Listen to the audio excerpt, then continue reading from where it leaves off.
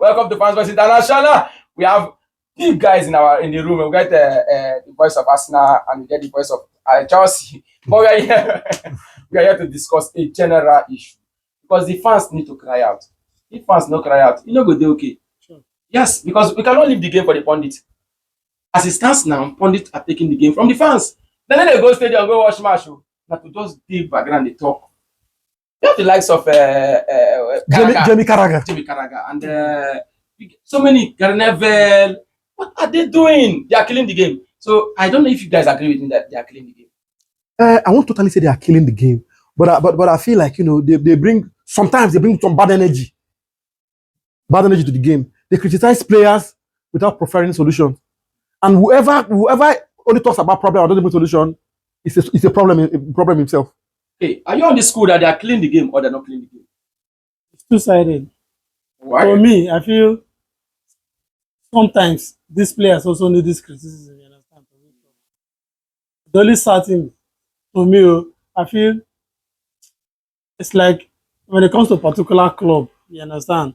These pundits, They are biased to one side. they Skewed to one side. they hit them too hard. When they reach their own, they shield and cover them. Sure. You understand? That's how I feel about it. Anyways, I'll go on one quote. Nader is saying that he has issues with on this Salah case, Mohamed Salah case with Liverpool and their management. We have issues that we heard that Salah was dropped on the Champions League game. So how do you feel about that? First of all, Salah is the best player Liverpool has had in the last 10 years. 5, 6, 7 years. Back to back. 50 years. Back to back. You understand what I'm saying? Now, Salah is human. It's only in football. It's only natural in football that sometimes you go deep in form, and he has not even been. It's just how many matches that he has not played well. All of a sudden, the world is coming down on Salah. He's only human. So the guy, I believe, okay, maybe yes, he was unprofessional coming to after a match to give that interview. That was unprofessional, I must say. But why is the roof coming down on Salah? Because he spoke his mind. Whether he says it or not, that's his opinion. That's his mind. Do you understand? The only thing people are criticizing him for that it was after a match that he came that he was defacing the club. A lot of players have passed through these things. Worse than what is even passing through. You understand? You played in 3 matches. In the last 2, you came from bench. You understand? It was only against this list. Was it list that they played that they didn't even push at all? Why making such statements? You understand? But you come and castigate all those things in public. I feel he just blew this out of proportion because we have a player like Sterling that is passing through hell in Chelsea. It's in the bomb squad in Chelsea. You understand? Nobody don't use Sterling. No, it is called the bomb squad in Chelsea. Disas is there. But now Disas has gone to the under-21. But Chilwell was even frozen out. yes, he was frozen out, but now he's in Strasbourg. Just 3 matches. He don't begin the round, they talk heaven and earth. Young man, I remember the issue of Sadomene. You understand? Don't forget that he's a legend.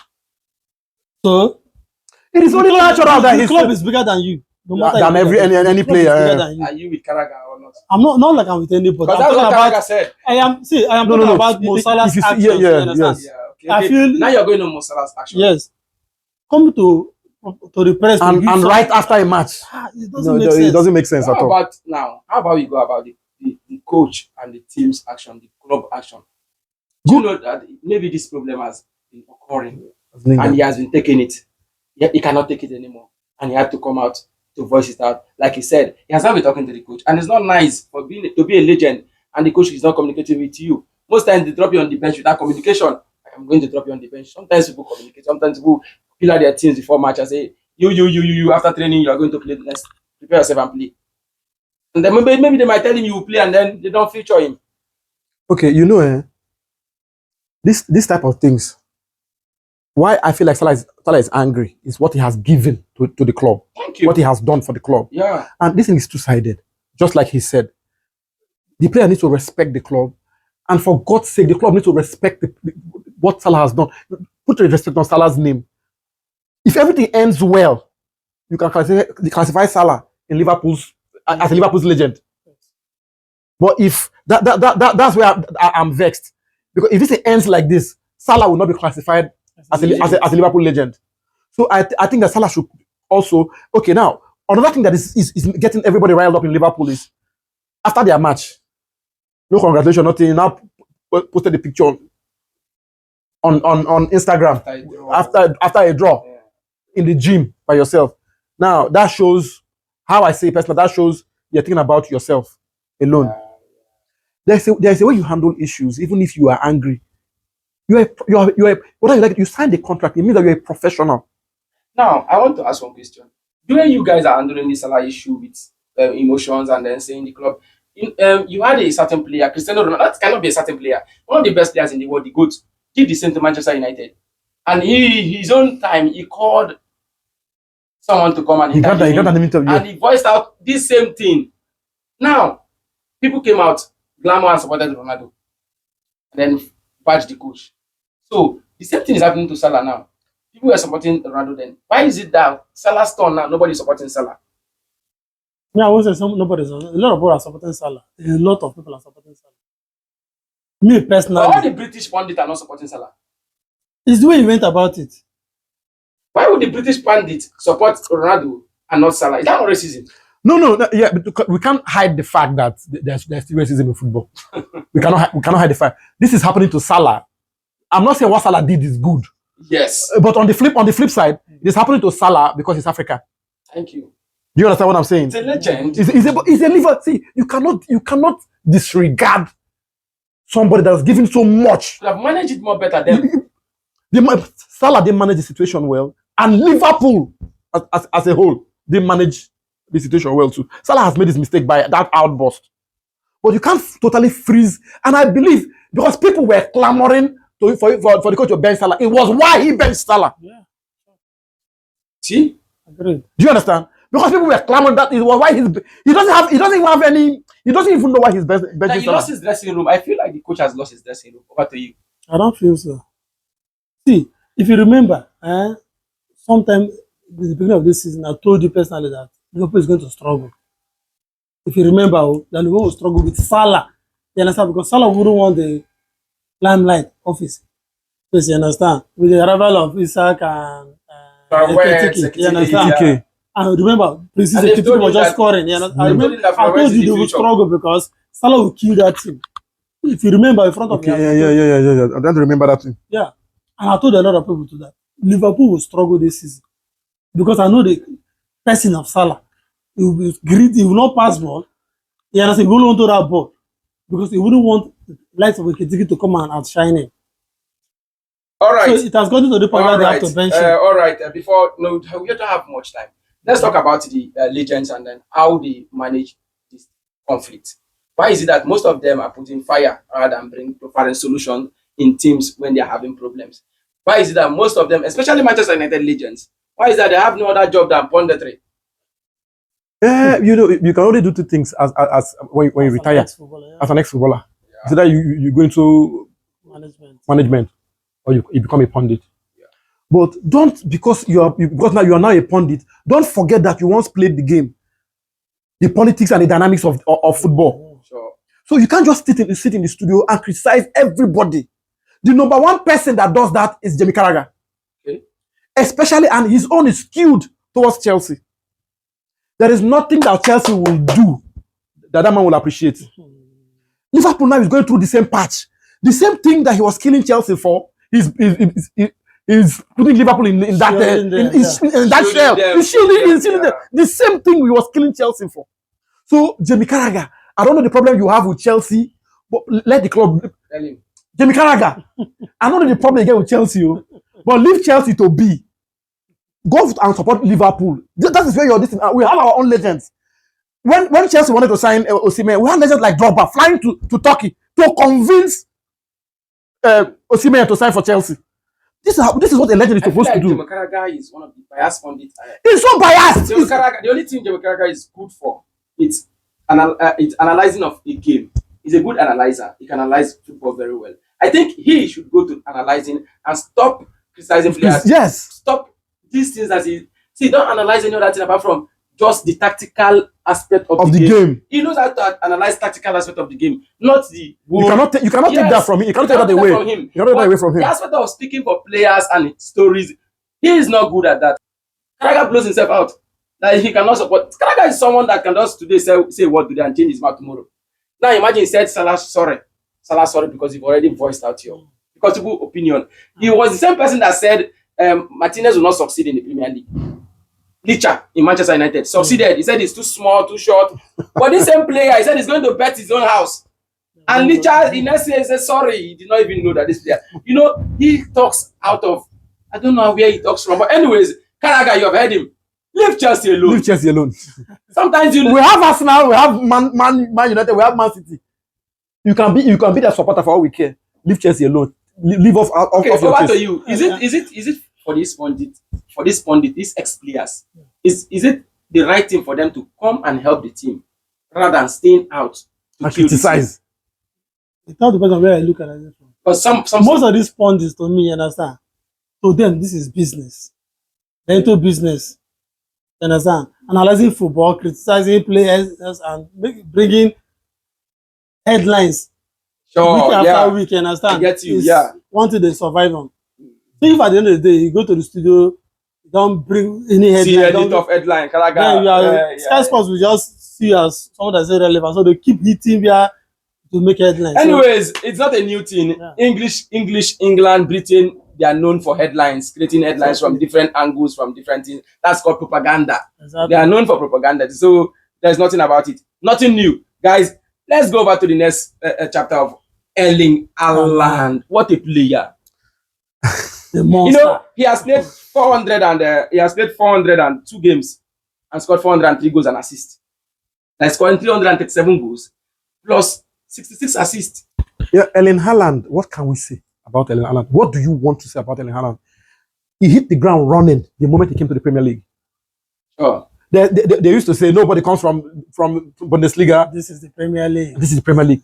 But that boy hit the ground. The moment he got to Premier League, he hit the ground running till today. All the statistics you've given, all the goals he scored, he did it in less matches than the previous people. So Erling Haaland, the statistics and the player of Erling Haaland, it speaks for itself. Do you think that Erling Haaland, based on what you are saying, based on these statistics, 402 matches and 403 goals, do you think he can break the record of Lionel Messi and Cristiano Ronaldo? If the good thing about Haaland, does he have that thing to break it? It's not an injury-prone player, so I see him breaking those records. See the record of Ronaldo, Messi. Haaland is a proper striker. It's a proper number 9. So you break all the records. The only thing we have to pray for is for longevity. Is it about prayer or management? If we should leave this prayers and management. See, okay, is it going to be about management? Because see, Cristiano Ronaldo said he learned from Ryan Giggs in terms of staying fit. Because Ryan Giggs played his 40s. Now, do you think that he needs someone like that to learn from? Okay, good. Let me remove the prayer and say, okay, if you manage his body, if his body allowed, it's one thing to manage your body. It's one thing to manage your body. It's another thing for your body to allow. That's when you eat the right food, do the right thing at the right time. That's when you live the right thing and do the best thing you need to do for yourself. Listen, now somebody said, do you know that if you gym and eat right and don't drink alcohol, don't smoke, you eat right and live well, do you know that you will still die? Exactly. That's what somebody said. Do you know that you will still die? So you might do all the necessary things and still not get that longevity. Your body is not for it. But the truth is, Haaland will break all. Haaland, with the way he's going, with the way he's going, he will smash. He will not be. He will smash every record. The guy scores without stress. It makes it look very easy. Yeah, it makes it look very easy. Anyways, over to a big situation we have at hand. One of the best teams in the world, Real Madrid, is having an issue with the team is on a bad issue. 8 games, 2 wins. What is really happening is the coach is about to be sacked, and we've got a news that they said they're not going to sack him again. Is his job secured? Listen, as long as you coach Real Madrid, your job is never secure. Real Madrid believes they are the biggest club in the world and they should win everything every season. Yeah. They should win everything every season. That's what they believe. That's why they spend all that money. Xabi Alonso is a good coach. But don't forget, he's at Real Madrid. It's the biggest stage. Every player, every manager wants to play for Real Madrid. Sure. It is the biggest stage. So if Xabi Alonso don't start reckoning his role right now, don't turn things around as fast as possible, believe me when I tell you, he will not see February. All right, being the second manager to lose back-to-back games, Madrid, and also being the manager that allowed what's his name? Celta de Vigo to get a win At in Bernabeu. at Bernabeu since 2006, breaking this record, and for managing 5 big matches, big games, winning only one. Winning against 5 big teams and winning only one. That's against Barcelona. I feel Xabi Alonso has been betrayed. The board has betrayed him. Because when the issue of this Vinicius started, when Vinicius, after that substitution, Vinicius walked out of the stadium. Though he apologized after the listing. That's when the dressing room scored. That was because the guy came and told you, see, Vinicius, what's the other guy's name? Mbappe. No, the midfielder, this English boy now. Okay, Bellingham. Bellingham. That, bro, you guys are going to run. That was the philosophy. Everybody will run. Run, you lose the ball, you run. They are not used to the such games, you understand? When he brought that format, everything was working. Not until he had an issue with Vinicius. The moment that thing they died, like they didn't punish Vinicius for that act, he lost the dressing. That was where he lost the dressing room. Now, over to you. He said dressing room, he lost dressing room because of that issue. Yeah. Don't you think that two things I feel like. One, he was operating under 3-4-3 formation. It's a different system, a different philosophy. For over more than 2 years, that is what he has known, just as Amorim. And he came to Real Madrid and altered it, changed from his ways. Don't you think that's one? Don't you think it was the wrong thing for him to change from his ways, changing from his system? You understand? Two, on your own part, talking about not managing that situation, there was a situation where he said he sent someone to go and intercede for him, go and tell Vinicius that thing he did is not good. Was it the right thing to do? Now, the man go talk to him instead of him calling him and saying, "Come, this way, do not do him again. This is how you are supposed to do it." He sent someone to go and calm him down, telling the other player to go and calm that guy down. I'm not aware. That's what he did. That's what he did. What I know is that Vinicius later came back and apologized to him. Because someone went and calmed him down. Yeah, he did not speak to him. So you see, that's why he lost the dressing room. That's what your point. But me, I feel... Was it the right thing to do? No, that wasn't the right thing. See, if a player, these are your players, you understand? Because these are big players. If you don't caution one... In front of everybody. You lose every other person. So if Xabi Alonso had an issue with Vinicius and he don't come out as a manager and handle it publicly or privately with the player, and you're sending someone, then you are no more the...